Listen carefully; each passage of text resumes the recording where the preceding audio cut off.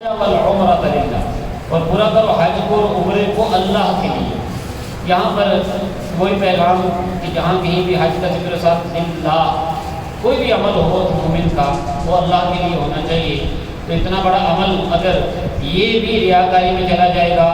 کہ پیسے بھی خرچ کیے، لاکھوں روپیہ اور صبر کیا، مشقت بھی کی، اور اگر اللہ کی رضا کے لیے نہ ہوا، دکھاوے کا منصر ہو گیا تو یہ قبول نہیں ہے۔ اس لیے فرمایا اتم الحج والعمرۃ للہ،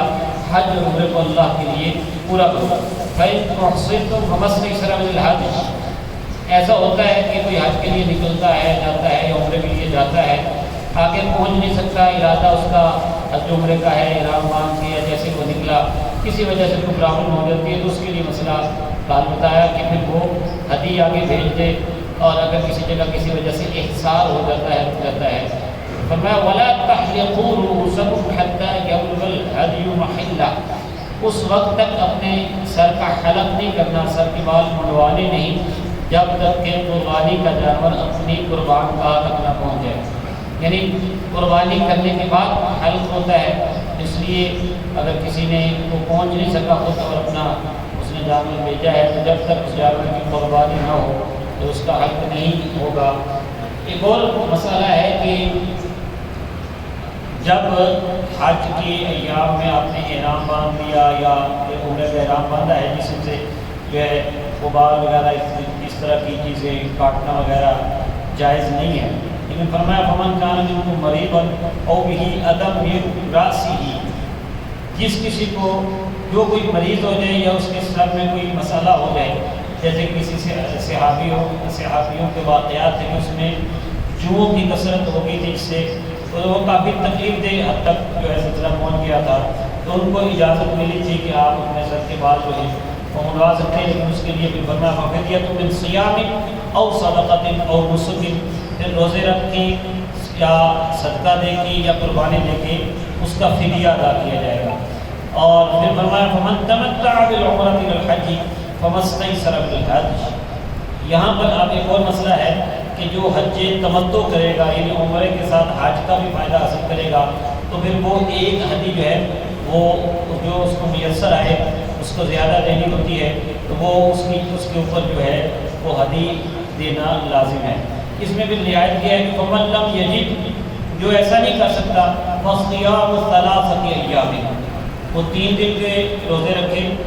ثلاثۃ ایام فی الحج، حج کے دنوں میں، وسبعۃ اذا رجعتم، اور 7 روزے جب کہ واپس لوٹ آئے، یعنی 3 روزے وہاں ایام حج میں 1 سے لے کر 9 تاریخ تک کے درمیان رکھنے ہیں، اور باقی 7 روزے پھر جب اپنے گھر آ جائے گا تو وہاں پر رکھنے ہیں۔ فرمایا تلک عشرۃ کاملہ، یہ پورے 10 ہو گئے۔ فرمایا ذلک لمن لم یکن اہلہ حاضر المسجد الحرام، یہ جو حکم ہے یہ ان کے لیے ہے جو مسجد حرام کے ارد گرد رہنے والے نہیں ہیں،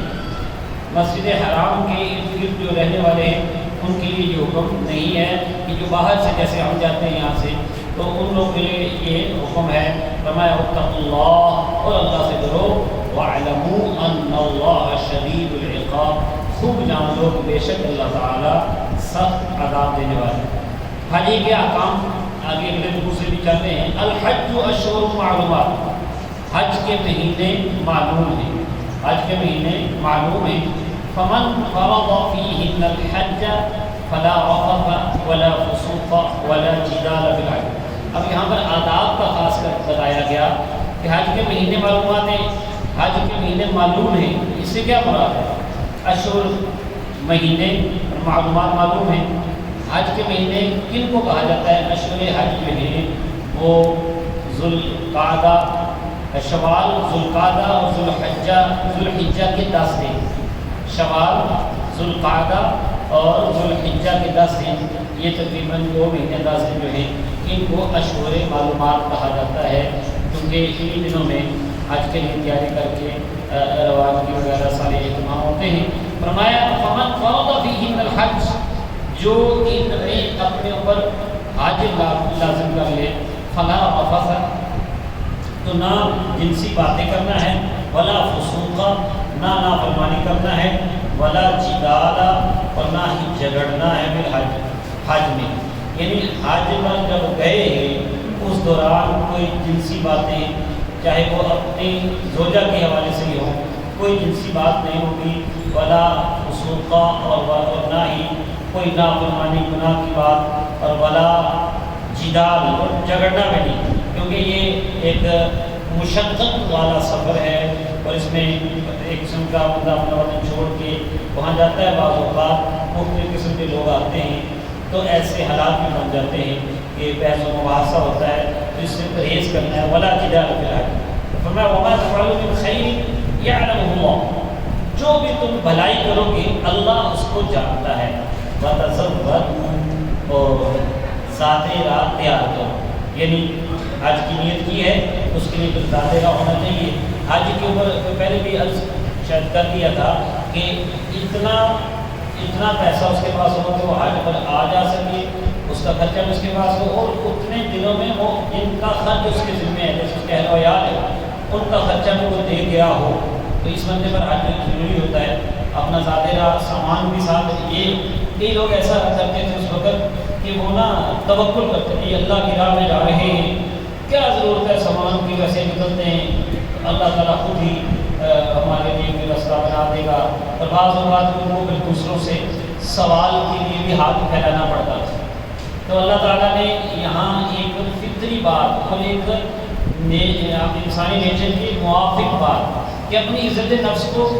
بیچنا نہیں ہے نیکی کے نام پہ کہ ٹھیک ہے جی میں حج کرنے آیا ہوں اور ساتھ کچھ نہیں لایا، مجھے یہ چاہیے وہ چاہیے، کسی کے یہاں سے سوال کرنا یہ انسان کی خودداری کے خلاف ہے، عزت نفس کے خلاف ہے، اللہ تعالیٰ سوال کرنے کو پسند نہیں فرماتا۔ تو فرمایا یہ کوئی عقل مندی نہیں، یہ کوئی توکل نہیں، اور یہ کوئی جو ہے فقیری نہیں ہے کہ پاس کچھ نہ رکھو، لوگوں سے سوال کرو، ذاتی راہ لے کر جاؤ، سامان ساتھ لے کر جاؤ۔ اچھا جب سامان کی بات کی تو ظاہر ہے انسان کا خیال زیادہ دنیاوی سامانوں کی طرف چلتا ہے، ٹھیک ہے ضرورت کا سامان لیا، لیکن سب کچھ لیا، ظاہری سامان سارا ہے لیکن دل کا سامان نہیں ہے نا، پھر بھی بات نہیں، ساتھ ہی فرما دیا فَإِنَّ خَيْرَ الزَّادِ التَّقْوَىٰ، سن لو بے شک سب سے بہترین سامان تقویٰ ہے۔ سب سے بہترین سامان کیا ہے؟ تقویٰ۔ سبحان اللہ۔ یعنی دل کا سامان بھی ساتھ لے کے جانا ہے، اللہ سے ڈرنا ہے، سامان کو ساتھ لے کے جاؤ، سامان کا ظاہری کا بھی اہتمام کرو اور اسپریچولی طور پر، روحانی طور پر بھی اپنے آپ کو مضبوط کرو، اللہ سے ڈرتے ہوئے جاؤ۔ وَاتَّقُونِي يَا أُولِي الْأَلْبَابِ، اور مجھ سے ہی ڈرو اے عقل والو، مجھ سے ہی ڈرو اے عقل والو۔ تو یہ احکام آگے بھی چلیں گے، آج انہی آیات میں ہم اکتفا کرتے ہیں کہ حج کے حوالے سے چند اہم باتیں ہم نے کی ہیں، اور یہ سورہ بقرہ میں سارے احکام موجود ہیں، اور جنہوں نے حج یا عمرہ کرنا ہوتا ہے انہیں چاہیے کہ وہ پھر ان مسائل کو تفصیل سے بھی سیکھیں۔ اللہ تعالیٰ مجھے اور آپ کو یہ سعادت بھی نصیب فرمائیں کہ رب کی حکم کے مطابق ہمیں حج کی سعادت بھی ملے، عمرے کی سعادت بھی ملے، حرمین شریفین کی زیارت بھی ہو۔ اللہ تعالیٰ ہم سب کو عمل کی توفیق عطا فرمائے۔